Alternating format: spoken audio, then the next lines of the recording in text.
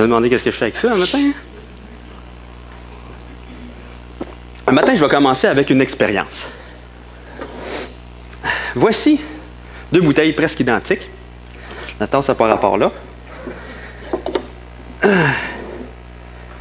Dans chaque bouteille, il y a de l'eau avec du sucre. Tout simplement. Ce que je vais faire, c'est que je vais mettre la levure boulangère dans une des 2 bouteilles. Un peu plus. J'aimerais que ça explose, je vais en mettre un peu plus. Ce qui va se passer est très simple. Il y a une réaction chimique qui va se faire dans cette bouteille-là. Parce que la levure va se réactiver, elle va commencer à manger le sucre qui est dans la bouteille. Elle va digérer le sucre. En digérant le sucre, il y a 2 choses qui vont se passer. Il y a de l'alcool qui va se former et il y a du gaz carbonique qui va s'échapper de ça. Donc, ce que je vais faire, c'est je vais mettre une balloune ici.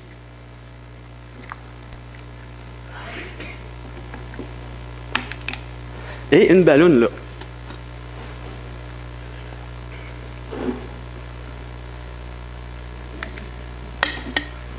Donc, ce qui va se passer, c'est que pendant le message, le gaz carbonique qui va être compressé dans cette bouteille-là va vouloir s'échapper, mais ne pourra pas. Donc, on va faire gonfler la balloune et la balloune va lever. C'est bon? J'arrête là pour tout de suite.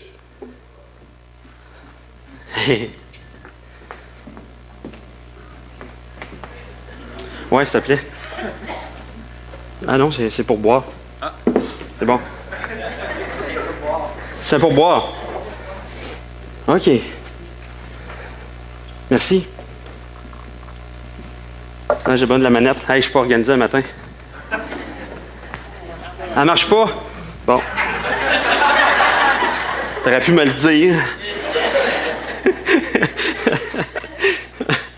Donc, ce matin, on continue dans 1 Corinthiens. 1 Corinthiens.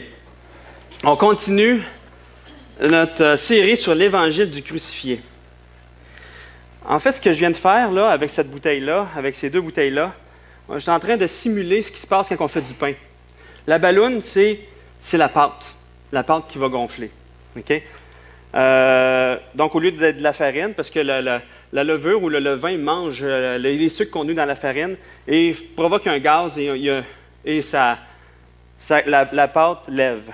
Donc, c'est une démonstration de ce qui se passe quand on fait du pain. Vous allez comprendre tantôt pourquoi je fais ça. Donc, la lettre aux Corinthiens, c'est une lettre corrective. Hein? On a vu depuis le début. L'apôtre Paul travaille par la grâce de Dieu à ce que la marche de l'Église soit corrigée. Les chrétiens de l'Église de Corinthe sont centrés sur eux, complètement centrés sur eux. Ils ne vivent pas comme adorateurs de Dieu. Ils sont des enfants de Dieu, mais ils marchent souvent comme n'étant pas des enfants de Dieu. Ils sont l'Église de Dieu qui est à Corinthe. Ils sont saints, mais ne marchent pas concrètement dans cette sainteté-là. Je regarde de tous en temps parce que ça peut exploser. Hein, c'est pas... Mais non, c'est pas vrai. Donc, ils sont saints, mais ils ne marchent pas concrètement dans cette sainteté-là. Ils marchent souvent dans le péché, selon leur ancienne manière de vivre. C'est ce que les Corinthiens vivent. Ils sont rendus là parce qu'il manque d'éducation. Et si je vous posais la question, ils manquent d'éducation par rapport à quoi? Bien, ça serait une mauvaise question. La vraie question, c'est ils manquent d'éducation par rapport à qui? Ils manquent d'éducation par rapport à Jésus. Qui est Jésus va les amener à comprendre qui ils sont. Et qui est Jésus va les amener à comprendre que fait Jésus. Et qui est Jésus va les amener à comprendre qui ils sont, donc ils vont comprendre qu'est-ce qu'ils font, qu'est-ce qu'ils sont capables de faire. Donc Paul corrige constamment l'Église, mais en utilisant toujours Jésus. Constamment dans l'épître de Paul aux Corinthiens, Paul utilise constamment Jésus. Il veut leur présenter Jésus complètement. Dans le chapitre 1 jusqu'au chapitre 4, on a vu la première problématique de l'Église de Corinthe, qui était les divisions dans l'Église. Et qu'est-ce que Paul fait pour contrer ça? Il dit dans Corinthiens 1, verset 13, « Christ est-il divisé? » Non. Si Christ n'est pas divisé et que nous faisons partie de son corps, qu'est-ce que ça fait de nous? Des êtres unis. Mais comment vivre l'unité? Et eux qui sont orgueilleux, centrés sur eux. Et Paul met la hache dans leur orgueil. Et comment il le fait? Il fait une démonstration que pour croire tout ce qu'ils sont, tout ce qu'ils ont, ce pourquoi ils croient, vient tout simplement de la puissance de Dieu et d'aucune intelligence humaine. Il y en a qui se voyaient de Paul et qui se glorifiaient d'être de Paul, d'autres d'Apollos, d'autres de Pierre. Ils voulaient s'enorgueillir dans « moi, je suis le disciple de Paul », ou « moi, je suis le disciple du plus intelligent », ou « moi, je suis le disciple du plus philosophe ». Il n'y a aucune sagesse humaine qui peut t'amener à comprendre. Donc, arrête de te glorifier de qu'est-ce que tu penses être capable de faire. Mais en fait, tu n'as rien. Tout ce que tu as, c'est Dieu qui te l'a apporté. Et Paul, pour contrer ça, qu'est-ce qu'il fait? Il présente Jésus. Dans le chapitre 1, verset 30, il est écrit « Jésus a été fait pour nous sagesse, justice, sanctification et rédemption. » Juste aller en arrière. Oui, merci. Je vais faire ça comme ça, OK? C'est bon. Donc, Jésus a été fait pour nous sagesse, justice, sanctification et rédemption. Donc, ce que Jésus est a été porté à notre personne. Et à cause de notre union avec Jésus, nous sommes devenus sages, nous sommes devenus justes, nous sommes devenus saints, nous sommes devenus sauvés. Et qu'est-ce que ça a comme fruit? De savoir que Jésus n'est pas divisé et que Jésus est notre sagesse, notre justice, notre sanctification et notre rédemption. On va vivre l'unité. Pourquoi? Parce qu'ensemble, on va se glorifier dans le Seigneur et pas dans ce que moi je suis. Et c'est pour ça que Paul termine son argumentation au chapitre 4, verset 7 en disant « Car qu'est-ce qui te distingue? Qu'as-tu que tu n'aies reçu? Et si tu l'as reçu, pourquoi te glorifies-tu comme si tu ne l'avais pas reçu? » Donc, tout ce qu'on est, on l'a reçu de Jésus parce que nous sommes unis à lui. On peut seulement se glorifier dans qui Jésus est. On peut seulement se glorifier dans le fait que tout ce que je suis, là, c'est à cause de Jésus. Et lorsqu'on regarde à Jésus, on ne peut pas être divisé. On ne peut pas regarder à nous et à ce que nous, on peut faire, mais à Jésus et à ce que lui a fait pour nous. Donc, Paul, pour amener l'Église au changement, à un changement de direction, à une repentance, il leur présente Jésus. Parce que par notre union à lui, ce qu'il est, nous sommes devenus aussi. On est des disciples de Jésus. On doit apprendre à connaître Jésus pour pouvoir marcher avec lui. C'est pour ça que Paul ne fait que présenter Jésus. Paul ne se tanne pas de prêcher Christ et Christ crucifié. Donc, on a à apprendre à discerner la personne de Jésus quand on lit la parole. Qui il est, ce qu'il fait. Qui il est et ce qu'il fait implique qui nous sommes et ce que nous faisons. Et on peut faire parce qu'il nous rend capable de faire. Jésus a l'autorité suprême. On est unis à lui. Et on fait... Oui? Faut que je me tasse? Comme ça? Comme ça? C'est ça, c'est bon. OK. Donc, il y a un schéma dans les Écritures. Jésus a l'autorité. On est unis à lui. Il nous dit d'aller, de faire. Mais il dit, voici, je suis avec vous jusqu'à la fin. On voit ça dans Matthieu 28, versets 18 à 20.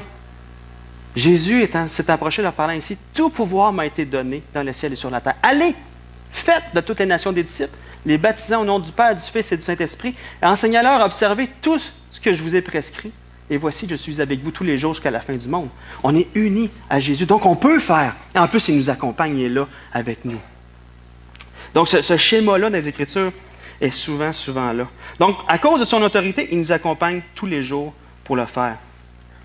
Mais on doit se nourrir de la parole de Dieu pour découvrir Jésus dans la parole de Dieu. Pour pouvoir marcher dans les vérités qui concernent Jésus, on doit apprendre à connaître Jésus. Si on se nourrit d'autre chose que la parole de Dieu, on va croire des mensonges, puis on va marcher en fonction de ces mensonges-là. Notre marche, constamment, si on regarde partout dans le monde, les gens marchent en fonction de ce qu'ils croient. Ils ne marchent pas en fonction de ce qu'ils ne croient pas.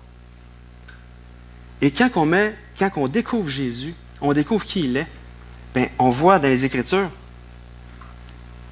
la foi vient de ce qu'on entend vient de la parole de Christ. La parole de Christ nous présente Christ. Et quand on connaît Jésus, on peut s'approprier par la foi qui il est.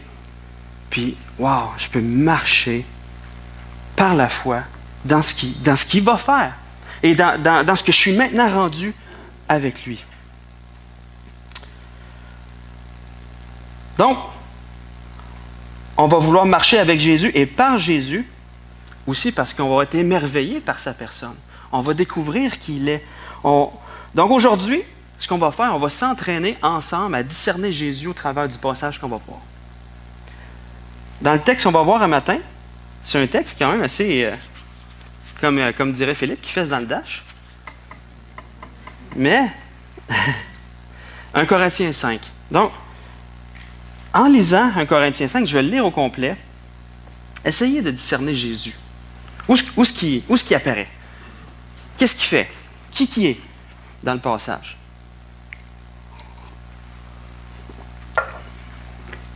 Juste avant de le lire, on voit qu'il y a un problème de péché dans l'Église de Corinthe. Un problème de péché d'immoralité. C'est un péché qui peut être vécu dans toutes sortes d'églises, pas juste à Corinthe. Il peut être vécu publiquement, comme il peut être vécu aussi de manière cachée dans nos vies personnelles. Mais on va voir ensemble comment Paul traite ce péché-là dans l'Église de Corinthe. Sur quelle base il va traiter le péché? Donc, lisons 1 Corinthiens 5. On entend dire généralement qu'il y a parmi vous de la débauche. Et une débauche telle qu'elle ne se rencontre même pas chez les païens. C'est au point que l'un de vous a la femme de son père. Et vous êtes enflé d'orgueil, et vous n'avez pas été plus tôt dans l'affliction, afin que celui qui a commis cet acte soit ôté du milieu de vous.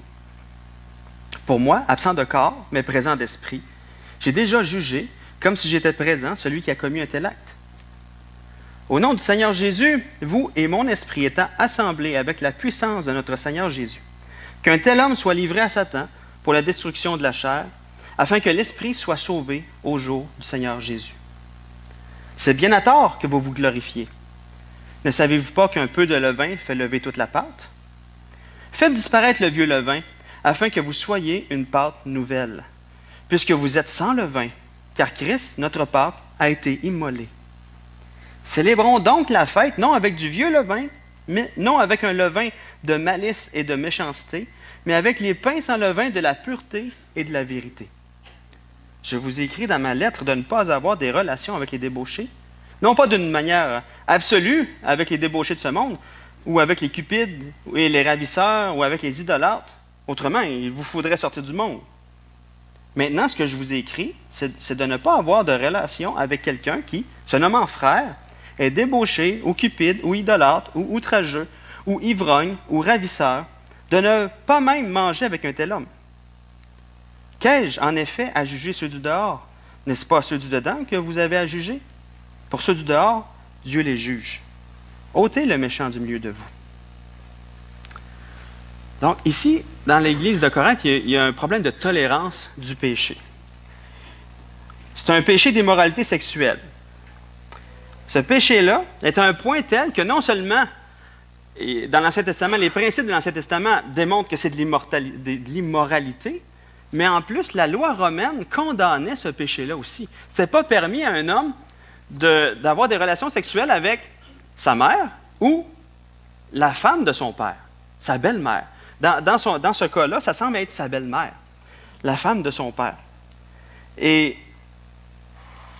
c'est un péché que même les non-chrétiens savaient que c'était un péché. Il me semble que le Seigneur nous appelle à avoir une meilleure conduite que les gens qui ne connaissent pas Jésus. On voit ça dans Philippiens 2,15. Je pense que je n'ai sauté 2, là.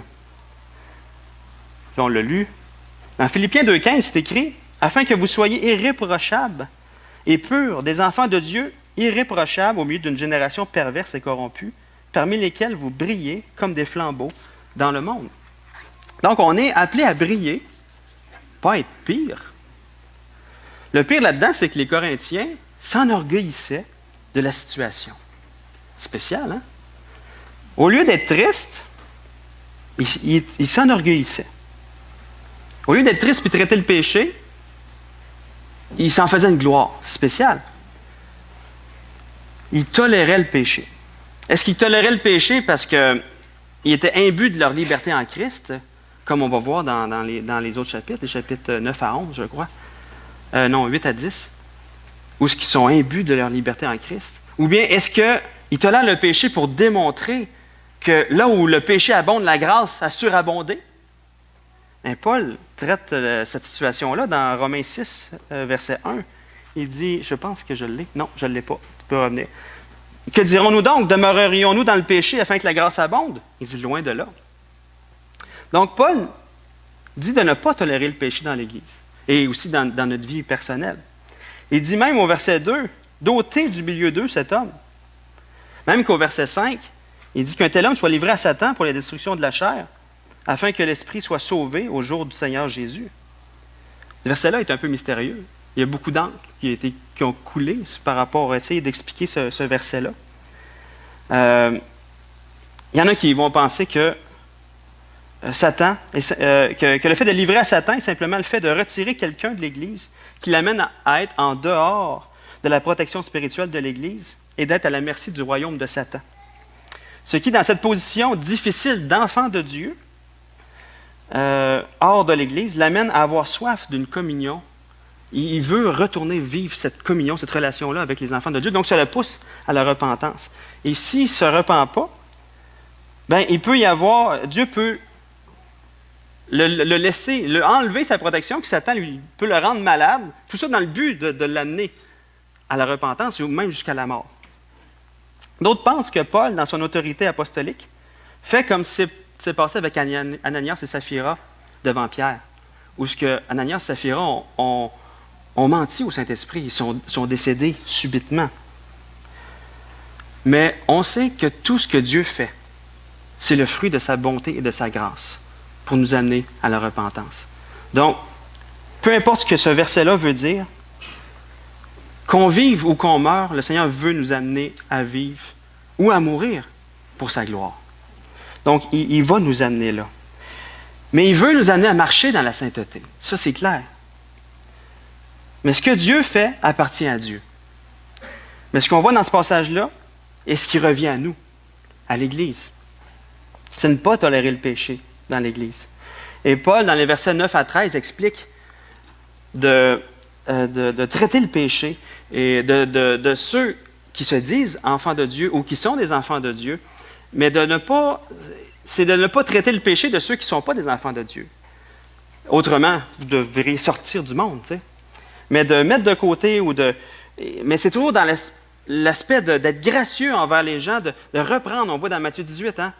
Si ton frère a péché, va et reprends-le, en toi et lui seul. Toujours dans le but de l'amener, de le retourner à l'Évangile, de le retourner pas à l'Évangile, mais de l'amener à la repentance, qui abandonne son péché et qui marche dans la sainteté, tout simplement.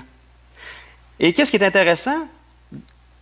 Cet homme-là qui pêche dans 1 Corinthiens 5, on a des bons indices que dans 2 Corinthiens, il se soit repenti. Dans 2 Corinthiens 6 à 8, on a des bonnes raisons de croire que le fait que l'Église de Corinthe a traité le péché l'a amené à la repentance face à son péché. Et s'il n'aurait pas traité, ça aurait continué dans l'Église, tout simplement. Mais le point où je veux nous amener ce matin, c'est que oui, il y a l'Église dans 1 Corinthiens 5 qui tolère le péché. Oui, il y a la personne qui commet le péché d'immoralité. Oui, l'Église s'enorgueillit d'une manière mystérieuse de ce péché-là, mais le problème du péché dans l'Église est beaucoup plus profond. Et le fruit de quelque chose de beaucoup plus profond que seulement de tolérer le péché. C'est le fruit d'un aveuglement spirituel de qui est Jésus, qui implique qui sont réellement les Corinthiens. Et c'est le point central de l'enseignement de Paul. Si on regarde, ça, vous ne le voyez pas, là, mais c'est pas grave, je voulais tout le mettre d'un pain pour que vous puissiez voir la structure du texte. Okay? Les 5 premiers versets d'un Corinthien, et Paul enseigne souvent comme ça. Il y a une structure du texte qui amène à voir le point central de qu'est-ce qu'il veut présenter. Les 5 premiers versets parlent du problème. Les 3 versets du milieu apportent la solution. Et les 5 derniers versets reviennent au problème en appliquant la solution. Intéressant? Fait que le point central, c'est les versets 6 à 8. Et on va les relire ensemble. Super. Oh! Vous voyez la petite balloune? Hey, hein? On va faire du bon pain. OK. C'est bien à tort que vous vous glorifiez. Ne savez-vous pas qu'un peu de levain fait lever toute la pâte? Faites disparaître le vieux levain, afin que vous soyez une pâte nouvelle, puisque vous êtes sans levain, car Christ, notre Pâque, a été immolé. Célébrons donc la fête, non avec du vieux levain, non avec un levain de malice et de méchanceté, mais avec les pains sans levain de la pureté et de la vérité. Donc, Paul apporte le pourquoi ils ne doivent pas tolérer le péché. Il fait référence au levain. C'est quoi l'histoire du levain là-dedans? C'est que lors du repas de la fête de Pâques, les Juifs devaient, 7 jours avant le dernier repas, ils devaient enlever tout levain des maisons pour s'assurer qu'il n'y ait aucun levain qui va contaminer le pain qui est mangé, le pain sans levain qui est mangé à la Pâque. Juste un petit peu de levain. Même si j'avais mis moins de levure, il aurait gonflé quand même. Là, je l'ai mis plus pour qu'il gonfle plus vite. Hein. C'était chronométré, je l'ai essayé chez nous. Juste un peu de levain se multiplie. Le levain ou la levure se multiplie rapidement. Donc, ça voulait démontrer deux choses. Pourquoi les pains sans levain de la Pâque? La première signification, c'est que pour démontrer que les Juifs ont pris la Pâque, le repas de la Pâque à la hâte. Donc, ils n'ont pas pu faire le pain habituellement, parce que quand on prend du levain, là, c'est avec de la levure, ça prend, dans l'espace d'une heure, ton pain est levé. Mais avec du levain, c'est plus long, ça prend 12 heures à peu près. Ça prend 12 heures au levain à digérer le sucre, les sucres qui sont contenus dans les farines. Et ça gonfle. Et donc, le processus prend 12 heures. Non, ils n'ont pas eu le temps de faire ça, ils ont mangé du pain sans levain. Et la deuxième signification, c'est que le levain représente la culture pécheresse d'Égypte. Donc, c'est l'aspect le pain sans levain représentait la pureté, le fait de repartir à zéro. Donc, c'était pour nous mettre en garde aussi que ne tolérez pas le péché dans l'Église. Ça contamine l'Église, ça contamine, ça se répand. Il peut y avoir un endurcissement dans l'Église par rapport au péché. Mais ce n'est pas seulement ça que Paul fait. Il fait quelque chose de plus important pour ramener les Corinthiens à marcher dans la sainteté. Le verset 7 apporte une vérité qui va leur donner la vue réelle sur leur état. Un petit peu de l'autre. Oui. Il dit, faites disparaître le vieux levain afin que vous soyez une pâte nouvelle. Mais la raison, c'est, puisque vous êtes sans levain, car Christ, notre Pâque, a été immolé. Il dit, arrêtez de pécher, puisque vous êtes une nouvelle pâte. Vous n'êtes plus dans... Vous pensez que vous êtes ça, là. Vous vivez comme ça, là, mais en réalité, vous êtes une nouvelle pâte. Vous n'êtes pas contaminé par le levain. Vivez ce que vous êtes. Pourquoi vous êtes comme ça? Parce que Christ, votre Pâque, l'agneau, a été immolé. Arrêtez d'être comme ça. Débarrassez-vous du vieux levain. Car vous êtes une nouvelle pâte. C'est ça que Paul est en train d'expliquer. Vous êtes ça. Vous êtes une nouvelle pâte, vous n'êtes plus. C'est ça la vérité que Paul veut apporter. Et c'est ça que Jésus est. Jésus est l'agneau immolé qui nous a fait devenir une nouvelle pâte qui n'a plus de levain. Paul est en train d'expliquer que Jésus a été victorieux sur le péché. Donc, vu que vous êtes unis à Christ, vous êtes victorieux sur le péché. Vivez ce que vous êtes. C'est l'implication de l'Évangile du crucifié. C'est quoi l'implication de l'Évangile du crucifié dans leur vie? C'est qu'ils sont victorieux sur le péché. Arrêtez de vivre comme étant contaminés, comme étant dénaturés. Ils sont une nouvelle créature qui n'est pas assujettie au vieux levain. Jésus nous a donné la victoire sur le vieux levain. Et Paul veut les amener à réaliser ça. Il veut qu'ils réalisent qu'est-ce qui s'est passé à la croix. Il veut qu'ils le saisissent par la foi puis qu'ils marchent dans cette sainteté acquise par la victoire de Jésus sur la croix. Vous êtes saints? Marchez saintement. Faites le pas de foi de cette vérité-là. C'est le seul moyen de traiter le péché dans votre vie. Donc, pour nous-mêmes, approfondir l'application de la croix, l'application de ce que Jésus a fait dans notre vie, c'est le seul moyen qu'on a de traiter le péché dans notre vie. Un jour, un missionnaire auprès des Amérindiens a écrit « Je ne me suis jamais éloigné de Jésus et de Jésus crucifié. Et j'ai découvert que lorsque mes auditeurs étaient saisis par cette grande doctrine évangélique de Christ et de Christ crucifié, je n'avais aucun besoin de les instruire en matière de moralité. J'ai trouvé que la deuxième suivait comme le fruit inévitable de la première. J'ai trouvé que les Indiens commençaient à revêtir la sainteté et que leur vie ordinaire se sanctifiait, même dans les plus petits détails, lorsqu'ils étaient possédés par la doctrine de Christ et de Christ crucifié. » De saisir qu'est-ce que Jésus a fait sur la croix est le moyen par lequel on peut marcher concrètement dans la victoire. Et dans Romains 6, versets 1 à 4, Paul dit, je pense que je l'ai aussi, « Que dirons-nous donc?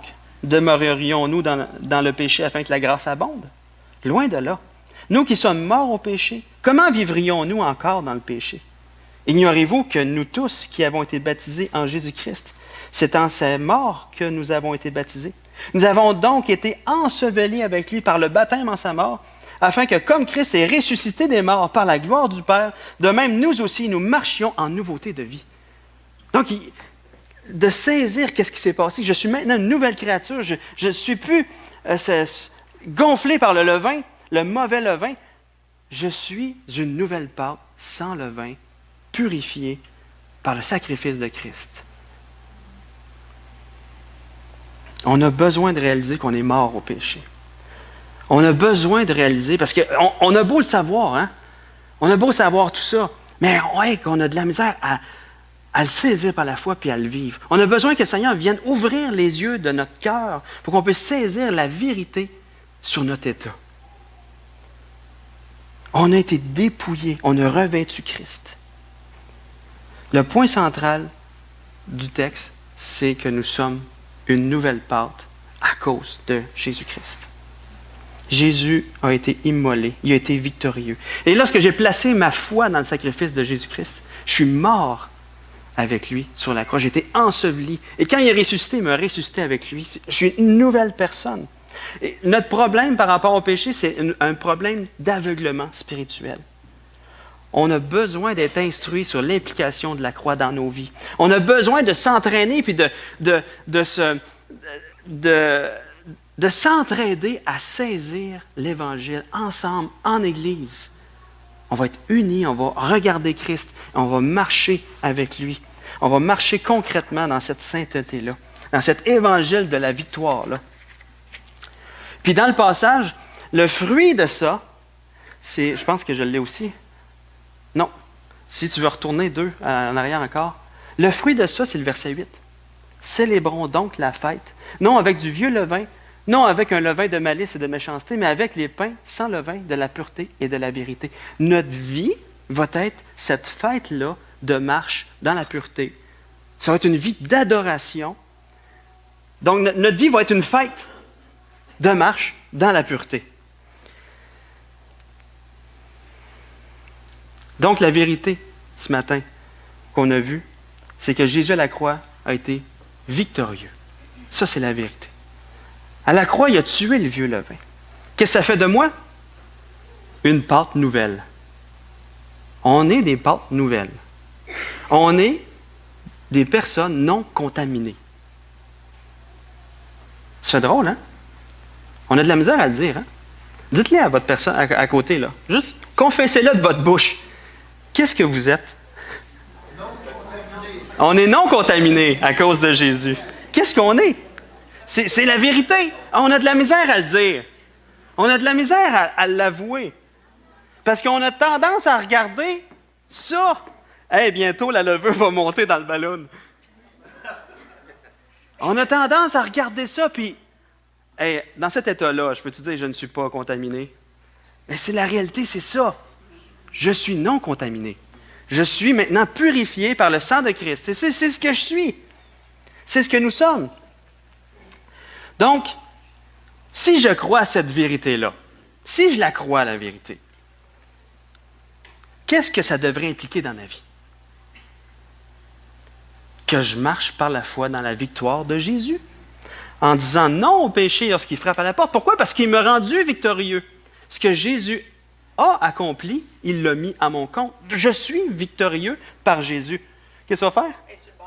C'est sur le bord d'exploser? C'est bon, merci. Merci à ma femme. Oui, c'est ça. Donc, souvent, on comprend avec notre tête les vérités sur Jésus, mais on a de la misère à les vivre. On a besoin de Jésus pour nous accompagner. Jésus est là pour nous accompagner à chaque instant.